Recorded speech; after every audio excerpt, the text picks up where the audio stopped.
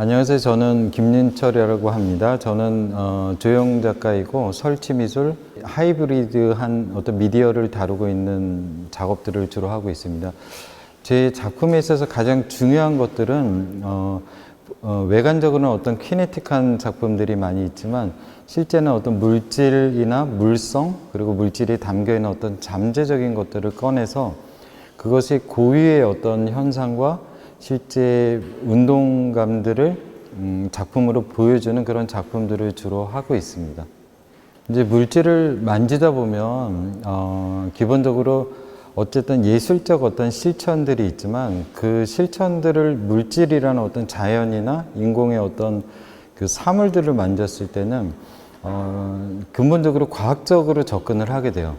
그리고 과학적으로 접근을 하지만 그것이 과학에서 말하는 어떤 지식이나 그런 어떤 그 자연의 어떤 근본적인 어떤 존재에 대한 그 차원 넘어서 어떤 미적인 차원 그리고 정신적인 차원으로 이제 오고 가고 하게 되는데, 그러다 보면 제가 연금술이라는 거를 주장을 하진 않지만, 그러니까 연금술이 가지고 있는 어떤 가장 근본적인 그 수행이라는 것은 물질의 변화가 아니라 자기의 변화예요. 그 물질을 다루는 어떤 사람의 변화를 추구하는 거였기 때문에 실제 제가 스튜디오에서 이제 여러 물질들을 만지거나 어떤 그 실험들을 할 때는 그런 세 가지 어떤 층위에서 왔다 갔다 하게 돼요. 그런 어떤 정신적인 차원, 그 다음에 과학적인 어떤 사물이나 물질이라는 어떤 대상이 있는 어떤 자연의 차원, 그리고 실제 미적인 감각에서 일어나는 차원들을 해서 그런 차원들을 다니다 보니까 그런 어떤 관계들이 되게 다채롭게 얽혀 있고 혼재되어 있어요. 그래서 분리할 수 없는 어떤 차원으로 작업이 만들어지게 됩니다. 글레어라는 거는 쉽게 말해서 영어 단어 의미처럼 그러니까 눈이 부시다? 그런 이야기인데, 실제 저는 뭐 어떤 눈이 부시다는 것을 작업에 보여준다기보다는 눈이 부시다는 것은 언어 표현 중에 실제 신체적으로 표현할 수 있는 것들이에요. 예를 들어서 몸이 시리다, 아니면 따뜻하다, 한다는 것도 어떤 개념적 의미보다는 실제 몸에서 나오는 것들이거든요. 그랬을 때 제 작품에서의 어떤 진료나 아니면 액체의 흐름이나 압력에 의해서 뒤틀어져서 나오는 어떤 패턴들이나 프리즘 같은 어떤 색채들은 실제로는 어떤 의미보다는 물질이 곧장 드러나는 어떤 차원이에요. 그래서 그 물질을 만나는 차원은 몸과 만나거든요. 그래서 그거를 이제 뭐 미학적으로는 철학적으로는 정동적이다 얘기를 하는데, 그런 어펙티브한 것들, 그 몸으로 우리가 몸의 어떤 양상으로 징후를 만날 수 있는 것들, 그런 차원들이 작업에 많이 있기 때문에 그냥 어떤 그런 의미로 저는 언어에서 벗어난 어떤 몸과 물질과 사물이 만나는 지점을 이제 저는 좀 글레어하다고 얘기를 꺼내게 된 겁니다. 실제 작업을 하다 보면 지금 말씀드린 것처럼 그러니까 다채로운 층위들이 계속 끝없이 이렇게 얽히고 출렁일 수밖에 없어요. 그래서 그러니까 그 물질을 탐구할 때 이것이 어떤 과학의 어떤 데이터적으로 접근할 때도 있지만 어떤 때는 데이터가 아니라 감각적으로 흡족하거나 흡족하지 않거나 하는 어떤 감각적으로 그것을 판단할 때도 있고, 어떤 때는 상당히 직관적으로 그 물질들을 다룰 때가 있어요. 그리고 어떤 때는 시공간적으로 내가 분명히 어제 저녁에 보았던 어떤 현상이 그 다음날 다른 날씨나 기후 때문에 물질의 성질들이 바뀌어서 다르게 이제 변형된 어떤 상태를 경험하기 때문에 스스로가 제 자체가 어떤 실험의 주체이기도 하지만 도구가 될 때도 있고, 왜냐하면 저의 감각을 쓰기 때문에. 그렇기 때문에 그런 어떤 경험들이 저도 모르게 어떤 신화나 아니면 다른 어떤 정신적인 차원이나 아니면 문학적인 차원의 그런 리퍼런스들을 그러니까 넘나들 수밖에 없는 게, 실제 여러분 그러니까 많은 분들이 그러니까 어떤 물질을 오랫동안 다루게 되면 그 물질과 나의 관계가 생기거든요. 그거는 대상과 주체의 관계보다 훨씬 더 가까운 관계예요. 그랬을 때 그 어떤 합일은 아니지만 아주 가까워지는 물질과의 관계 속에서는 수많은 에피소드들이 생겨요. 왜냐하면 실제 물질이 끝없이 변하고 있고 나의 감각도 변하고 있고 시간과 공간도 변하고 있기 때문에 그 안에서는 여러 레퍼런스들이 생기고 그런 어떤 그 현상들이나 변화들은 그러니까 저한테는 그럴 경우에는 이제 시를 읽거나 아니면 다른 옛날 페인팅을 보거나 하면서 그런 어떤 그 실험이나 실천들 속에서 그것이 어떤 미학적이거나 아름다움이나 추함이나 어떤 다른 상태의 변형으로 그것을 의미 있게 받아들일 때는 그런 레퍼런스들이 저한테 많은 도움이 되고 있죠. 다이어라는 게 뜻이 이제 한국말로 그러니까 회오리, 뭐 소용돌이 이런 뜻인데 지금 말씀하신 것처럼 그런 회오리, 소용돌이 이런 것들이 그러니까 모든 그 정신문화, 인문학이건 과학이건 자연과학에서도 아주 중요한 것들 중에 하나예요. 근데 이번 작품에서도 실제 이제 크로마 같은 경우 그 매듭들이 하나의 고리를 연결하는 것도 실제 일종의 어떤 회오리고 그리고 제가 회오리나 소용돌이에 아주 이렇게 매혹을 느끼는 것은 그런 어떤 형태적인 것도 있지만 어떤 에너지적인 것들이에요. 무엇이냐면 회오리 가운데는 거의 멈추어져 있듯이 센터를 잡고 있고 그 외부가 가운데를 향해서 어떤 운동들을 하고 있는 운동감들이 있는데 거기에는 그 축을 잡고 있는 소용돌이의 가장 가운데 부분에 보면은 아주 고요하게 가만히 있거든요. 엄청난 움직임의 주체이지만 실제로 본인의 그 움직임의 주체인 그 정중앙은 아무런 동요가 없어요. 그게 이제 어떤 에너지의 어떤 상태인데 그게 이제 동양에서는 그런 얘기예요. 정중동, 동중정이라는 얘기가 있어요. 그러니까 멈춰 있는 것에 움직임이 있고 움직임 속에 멈춰 있음이 있다라는 어떤 그런 철학적인 말이 있는데 저는 그런 어떠한 고요한 움직임의 주체라는 거가 상당히 좀 매력이 있고 그것이 이런 뭐 매듭 구조나 아니면 제 드로잉이나 아니면 출렁이는 어떠한 그 실린더의 액체의 그런 회오리의 운동들을 만들 때 아주 중요한 어떠한 그 요소 중에 하나예요. 그래서 실제 키네틱 구조를 만들 때도 그런 그 유성 구조 같은 그 태양의 유성, 행성이나 유성 구조 같은 것들도 하나의 회오리 구조를 가지고 있거든요. 그래서 그런 것들이 실질적으로 작품의 구조적으로도 사용되지만 그것이 어떤 그 다른 은유적으로도 깊게 좀 작품에 들어와 있습니다. 그래서 아까 이제 추락 말씀하셨는데, 그러니까 제 작품에서는 어떤 면에서는 인간이라는 것이 그 어떤 이 작품의 중앙에 있진 않아요. 인간도 어떤 동등하게 이 작품에 있는 어떤 사물들이나 작품의 어떤 기계나 그러니까 동등한 어떤 수평에 놓는 어떤 평평한 존재론이라고 하는데 그런 평평한 존재론에서 하나의 네트워크를 구성하는 거를 저는 되게 중요하게 생각을 하고 그 다음에 추락이라는 거에 저희 갖고 있는 가장 큰 매력은 그 추락이 유일하게 내가 이 공간에 있는 어떤 입자나 아니면 이런 종이 아니면 여기 이런 페인팅 같은 이런 압력에 의해서 만들어진 평면 작업 이런 것들의 사물들과 내가 유일하게 공유할 수 있다고 하는 건 중력이에요. 그래서 예를 들어서 이 사물들이 느끼는 어떤 중력감과 제가 공유하는 중력은 똑같아요. 그래서 저에게 있어서의 어떤 추락은 이런 사물들과 유일하게 공유하는 지점이에요. 그래서 그 추락이라는 것이 은유적으로 어떤 해체적인 개념도 있지만 실질적으로는 제가 이것들과 공유할 수 있는 유일한 힘의 어떤 그 공유 지점들이에요. 그래서 그런 것들이 되게 중요하고 실질적으로 이게 어떤 포스트 휴먼이나 지금 현재 가장 큰 담론이긴 하지만 인간이 어떤 사물들이나 이런 장치들과 동등한 어떤 세계 안에서 존재하는 어떤 망들을 만드는 거는 저는 그게 꼭 사조적이라서가 아니라 아주 재밌는 어떤 관점인 것 같아요. 모든 것을 인간의 중심으로 보지 않고 카메라, 뭐 이런 공기, 전기 이런 것들이 나와 얽혀 있는 하나의 환경 상태로 되어서 그것이 하나의 거대한 내부의 망을 만드는 거죠. 그래서 그것을 저는 전에도 말씀드렸지만 그걸 인트라한 내부의 어떤 망이라고 생각하는데, 그 인트라라는 것이 이 안이 아니라 모든 우리가 사유할 수 있는 모든 것들의 내부를 말하는 겁니다.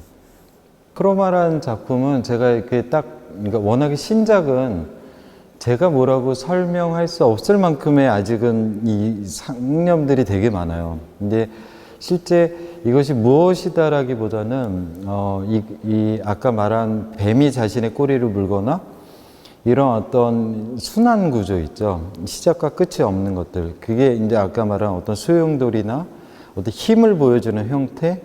그렇기 때문에 거기서 이제 가장 큰 매력을 느낀 것도 있고, 그리고 이런 구조를 만들기 위해서는 그러니까 수학이라는 어떤 아주 추상적인 세계에서 작업을 했어요. 지금은 이게 되게 구체적인 물질화된 상태이지만 이 고리를 만들기 위해서는 수많은 숫자들의 리스트들의, 그러니까 숫자들의 목록들이, 엄청난 많은 숫자들이 이어져서 이 하나의 형태를 만드는 물질화 과정을 거친 것들인데, 그러니까 크게는 두세 가지 경우가 있는 것 같아요. 저는 어떤 위상적인 어떤 추상적인 위상수학에서의 어떤 매듭이라는 거, 하나의 고리가 연결되면 하나의 차원이 생기거든요. 위상수학에서는 거기에 대한 어떤 매력이 있었고, 두 번째는 그 신화적인 매력이에요. 그게 어떤 순환구조. 이제 순환구조라는 거는 우리가 말하자면 오히려 이성적이기보다는 비이성적인 것들에 되게 가까워요.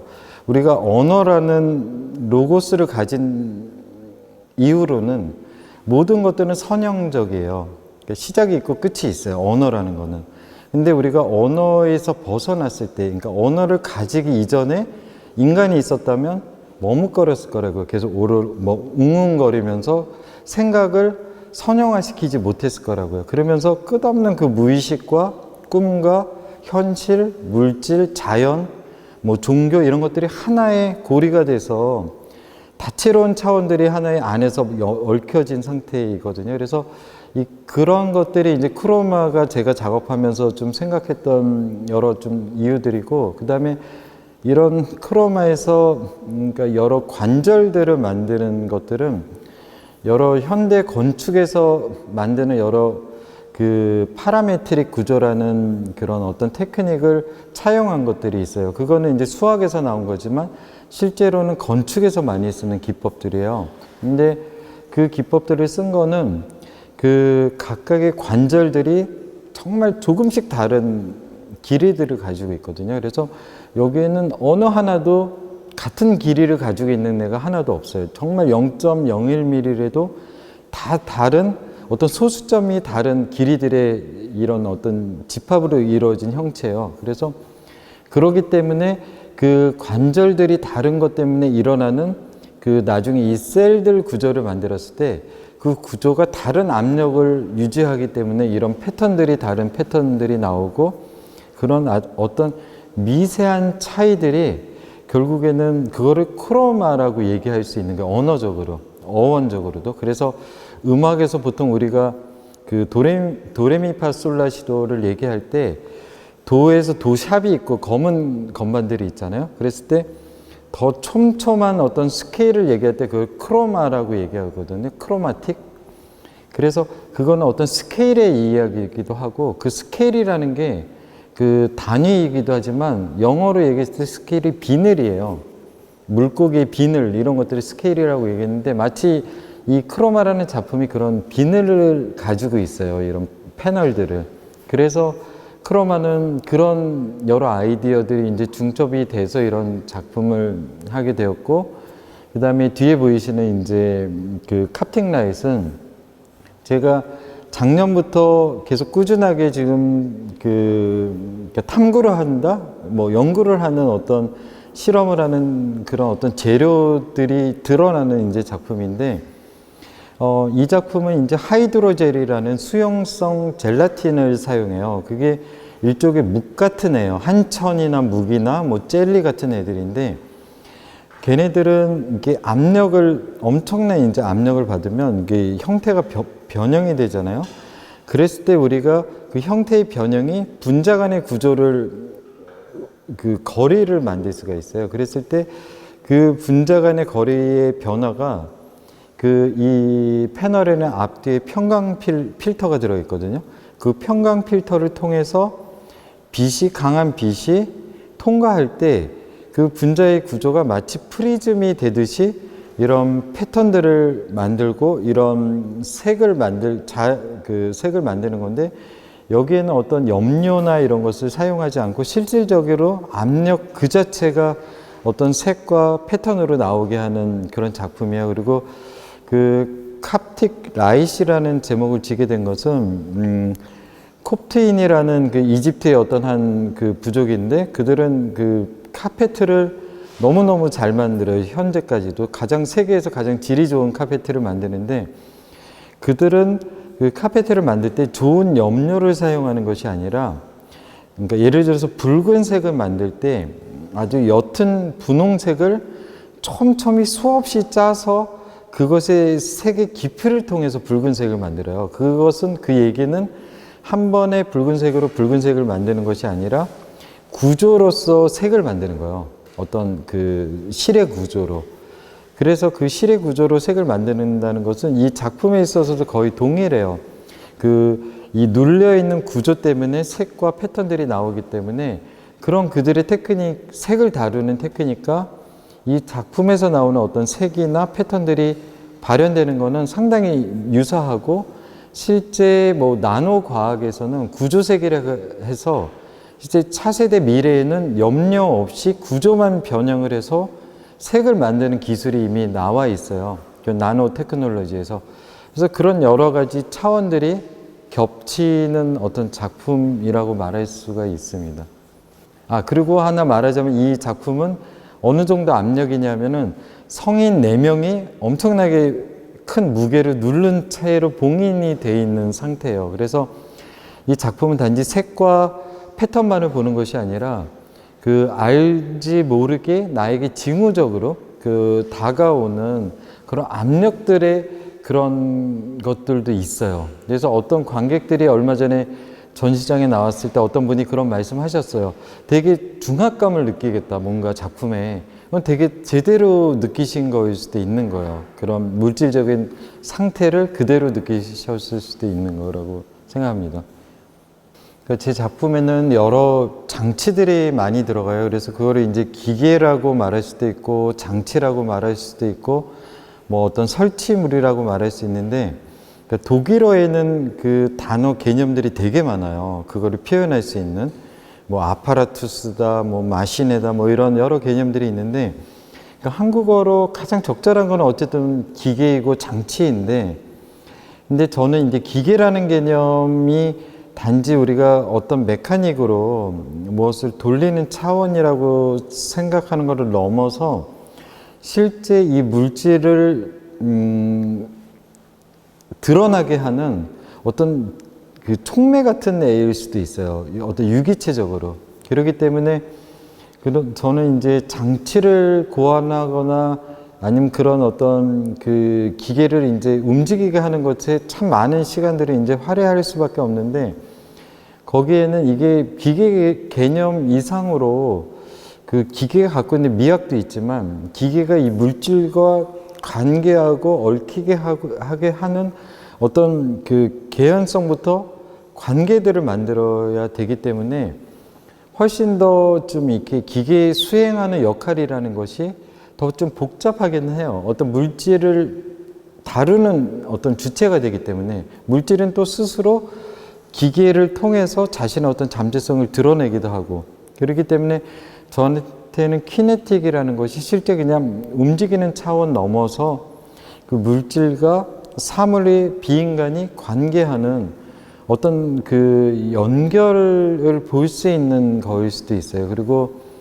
그러다 보니까 이제 장치를 고안하거나 이런 장치들을 만들 때 이제 제일 중점적인 거는, 물론 이제 기성품이라는 것을 사용할 때도 있지만, 그런 기성품을 직접적으로 드러냈을 때 그게 이제 판타지가 깨질 때가 있어요. 그렇기 때문에 뭐 저희 작품을 보시면 아시겠지만 케이블 하나, 뭐 여러 모터 하나도 특별하게 고안돼서 숨겨지거나 아니면 다르게 변형돼서 그것이 일상에 있는 우리 기계들과 어쨌든 좀 거리감을 두기 위해서 그거 작업하는 부분들이 이제 포스트 프로덕션인데 그 부분의 일들이 진짜 많이 있어요. 왜냐하면 없는 것들이 이제 찾아서 맞춰야 되기 때문에 그런 것들이 되게 이제 이 작품의 이제 키네틱 메카닉의 중요한 부분들의 하나예요. 그러니까 물질과 관계하는 것들, 그리고 일상의 그런 것들로부터 더 생소한 어떤 장치들로 변환하기 위한 어떤 과정들,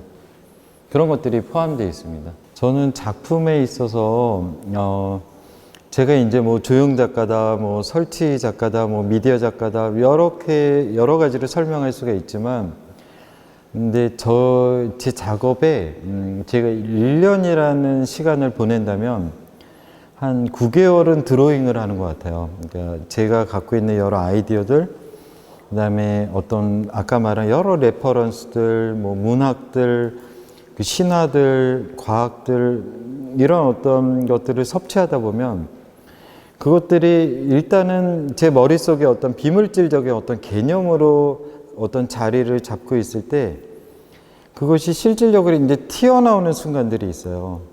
선이거나 아니면 글씨나 아니면 어떤 기호들로 튀어나오거든요. 그랬을 때 그게 이제 드로잉이라고 저는 말을 하는데 그것들이 제 작업의 한 80%, 70%를 차지해요. 그러고 나서 그것들이 다시 비물질화돼요. 컴퓨터로 들어가서 도면이 되고 그것들이 다시 나와서 이제 물질화가 돼서 기계나 금속이나 아니면 여러 액체들로 이제 변환이 되는데, 그래서 제 작품은 어떤 개념이 물질화됐다 비물질화됐다 하는 것처럼 얼음이 녹았다 얼었다 하면서 단련이 되듯이 실제 개념들이나 어떤 아이디어들이 여러 과정들을 거쳐요. 그러니까 물질화되고 비물질화되는 과정들을 거치는데 거기에는 항상 스케치를 통과해요. 여러 번의 스케치북의 어떤 드로잉을 통과를 해요. 그리고 그 드로잉이 저한테 또 중요한 것 중에 하나는 이제 여기 전시 중에 이제 셀포트레이트라는 작품이 있는데 그 이전에는 저는 비물질 작업들을 주로 했었어요. 그 프로젝션을 하거나 제너레이티브한 어떤 작업들을 했었는데 제가 어느 순간에 그 비물질 작업이 갖고 있는 그 매혹에서 한순간에 좀 이렇게 허무함을 좀 느낀 적이 있었어요. 그거는 그 비물질이나 개념 작업에 대한 어떤 반대가 아니라 제 스스로가 떠돌이로 하고 있는 어떤 외국 생활 속에서 그 붙잡을 게 하나도 없는 어떤 그런 실존적인 상태들이 아마 누구나 있을 거예요. 여행을 하거나 오랫동안 타지 생활을 하다 보면 나무 하나, 뭐 풀 한 포기 하나 저에게 친근한 것들이 없기 때문에 나도 모르게 뭐 물질이라는 것들을 대지를 하게 돼요. 어떤 밀가루 하나를 사서 반죽을 해도 이게 틀린 거예요. 그런 어떤 생활 속에서 제가 비물질적인 어떤 개념적이고 정신적인 세계에서 이런 탐구들이 어느 순간에 이게 허하다는 생각이 되게 많이 들었어요. 나도 만질 수 있고 전통적이더라도 나무건 돌이건 만지자 하고 시작했는데 저는 이제 조형 작가도 아니고 저는 원래 출신이 이제 음악을 하던 사람이고 음악도 되게 비물질적이고 그래서 그럼 내가 뭐를 할 수 있을까 하고 시작해서 했던 작품이 이제 이 셀포트레이트라는 작업인데 이 작품은 그 컴퓨터 코드를 그 3달 넘게 하루에 11시간, 12시간, 10시간씩 정말 하루도 쉬지 않고 이제 써 나갔던 거예요. 근데 거기서 제가 가장 작업 프로세스를 통해서 가장 느낀 거는 뭐냐면 나는 종이가 온도에 그렇게 반응하는지 몰랐어요. 그리고 제가 손을 대고 글씨 쓰고 있으면 그 손의 열 때문에 종이가 울고 있고 그 다음날 되면 습기를 먹어서 또 다른 형태의 종이가 변하고 하면서 그런 어떤 물질적인 경험도 있고 그 비물질이라는 데이터가 3달이라는 시간의 노동을 통해서 컴퓨터에서는 0.001초면 읽을 수 있는 데이터의 양이 저에게 필사라는 어떤 실제 종이에 쓰는 행위 자체가 거의 진짜 몸이 으스라질 정도의 그 괴로움을 겪으면서 이거를 쓰는 어떤 시간의 경험을 하면서 저는 어떤 물질성, 시간성, 그 다음에 어떤 글씨로부터 물질로 넘어가는 저의 과정이었던 것 같아요. 그래서 실제로 이 작품은 저희 전시 지금 신작들도 있고 여러 작업들이 있는데, 개인적으로는 정말 제일 어떤 저의 전환기, 음악으로부터 미술로, 그 다음에 비물질에서 물질로, 개념으로부터 또 다른 어떤 차원의 개념으로 넘어가게 된 계기가 된 작품이에요. 그래서 저한테 아주 되게 중요한 작품이고, 그 다음에 여기에 또 다른 스케치북들이 있는데, 그 작품을 보시면 제 작품 구상이나 작품의 그런 어떤 그 이야기들, 그 다음에 그런 리퍼런스들, 그 다음에 일상의 저희 일기들도 있고, 하면 여러 가지들이 있어요. 그런 것들을 아마 그런 볼 수 있는 그런 어떤 단서 같은 거라고 할 수 있어요. 그래서 실제 전시장에 오시는 분들이 제 작품을 보고 되게 직물적으로 접하시는 분들도 있지만, 습관적으로 이해를 하시려는 분들이 있어요. 예술은 어떤 이해를 할 수 있지 않을까 하셔서 작품이 어렵다, 뭐 이해가 안 간다, 이런 말씀을 하시는 분들이 있는데, 이건 좀 다른 얘기지만 저는 제가 만드는 작품은 이해 차원이 아니에요. 예술은 감상의 차원이지 이해 차원이 아니라고 생각을 해요. 그래서 이해를 넘어서 이 작품과 직물적으로 만나는 차원도 있지만, 그랬을 때 저의 드로잉을 봤을 때 저의 어떤 이런 기계들이나 장치들 뒤에, 물질 뒤에 저의 어떤 인간적인 어떤 기록들이 이 작품들을 되게 보완해주는 좀 역할을 하는 것 같아요. 그래서 어떤 스케치북은 솔직히 꺼내기 창피한 것도 제가 꺼내는 것도 있어요. 제가 되게 힘든 시간이나 아니면 정말 돈이 없거나 아니면 정말 몸이 아프거나 이런 시간에 어떤 썼었던 약간 갈구하거나 이런 것들이 드러나는 것들도 있는데, 그런 어떤 상처들 같은 것도 좀 제가 보이는 거는 이런 어떤 완벽을 추구하는 것들 뒤에 되게 불안정한 상태의 인간적인 고민들이 있거든요. 그리고 거기에는 뭐 과학적인 탐구도 있고 뭐 종교적인 것도 있고 여러 가지들이 있지만, 그런 면들이 같이 한 공간에 이렇게 보여질 수 있는 거는 좀 이렇게 관객들도 그렇고 저한테도 이렇게 돌아볼 수 있는 어떤 기회인 것 같아서 항상 저는 드로잉과 이런 설치물을 같이 전시를 해요. 그래서 저는 이게 독일에서 이런 전시를 하면 사람들이 되게 독특하세요. 왜냐면 드로잉이랑 이런 키네틱은 완전 좀 다른 장르라고 말씀을 되게 많이 하시는데, 그게 항상 이제 같이 전시가 되는 것들이 저에게 약간 어떻게 보면 좀 이렇게 약간 트레이드 마크 같이 좀 된 것 같아요. 우연치 않게. 네, 저는 그러니까 항상 그런 질문 많이 받아요. 당신이 의도하는 것이 뭐고 의미하는 게 있냐, 이 작품에 개별적인 어떤 의미들이 있나, 그런 질문들을 많이 받는데, 어떤 때는 제가 조금 더 어렸을 때는 이게 짜서라도 좀 설명을 드렸었어요. 그러니까 어떤 이해 차원이나 의미의 차원에서 전달하려고 했었는데, 실제 제가 제일 좋아하는 저 작업에 약간 화두 같은 글이 있어요. 그게 이제 가스통 바실라라는 프랑스 철학가의 말인데, 촛불은 나에게 상상하라고 한다라는 이 문장이 있어요. 그 이야기는 뭐냐면, 우리가 노을을 볼 때 그 노을 자체는 어떤 의미를 가지고 있잖아요. 그 노을에 어떤 의미가 있겠어요. 우리가 만드는 의미들이거든요. 그래서 같이 친구 뭐 여러 명이 해지는 저녁에 석양을 보면서도 다 다른 의미들을 찾고 있어요. 그런 변하는 어떤 세계들 속에서.